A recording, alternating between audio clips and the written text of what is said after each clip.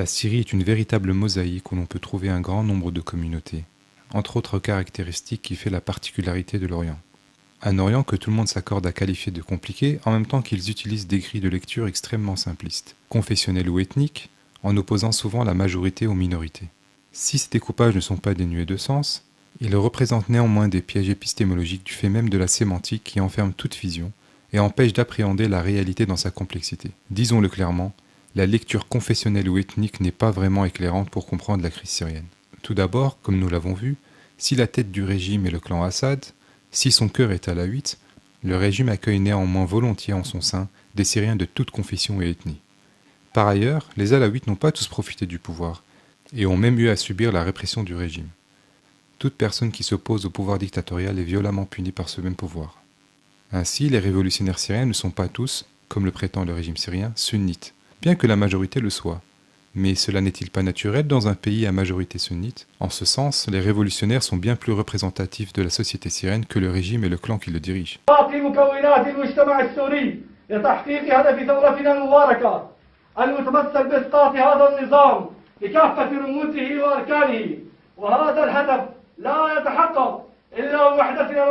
Toutefois, les risques de dérive confessionnelle et ethnique représentent une crainte qu'il ne faut pas négliger, tant les provocations sont grandes de la part d'un régime qui en a usé et abusé, aussi bien en Syrie qu'au Liban, là où il a toujours su monter les communautés les unes contre les autres afin de justifier son ingérence militaire. Et il faut saluer ici l'incroyable sagesse des révolutionnaires qui refusent de tomber dans ce piège.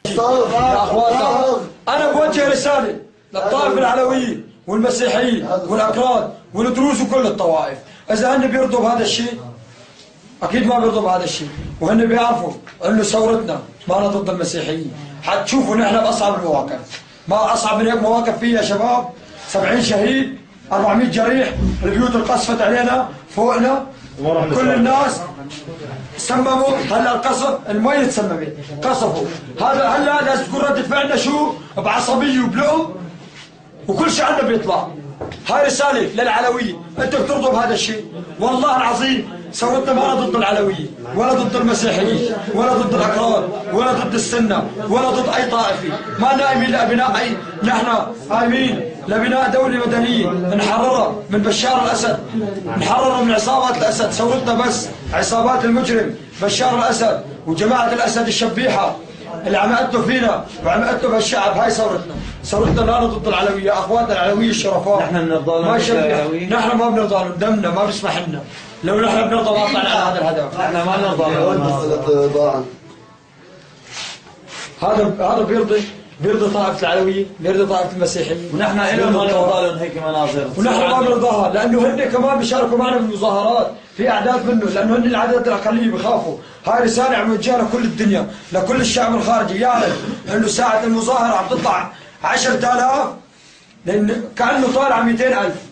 لأنه اللي عم يطلع بالمظاهرات عم يتقابل بصدر عاري عم يقابل دبابة.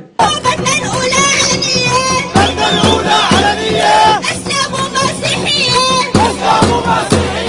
تنسية وعلنية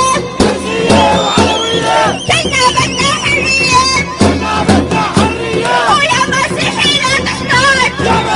لا تحتار نحن أهلك مو بشار ويا مسيحي لا تحتار الثورة أهلك مو بشار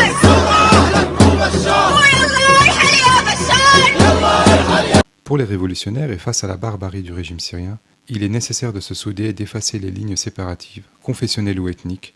ne plus distinguer entre les citadins, les paysans ou les montagnards, et être unis. Les Syriens expriment cela clairement dans leurs chants, aussi bien que dans leur façon particulière de manifester, se tenant les uns par les épaules des autres.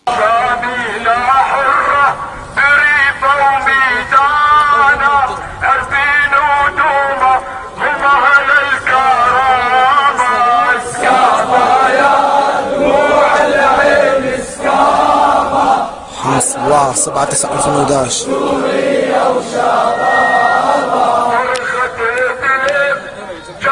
الصدور العارية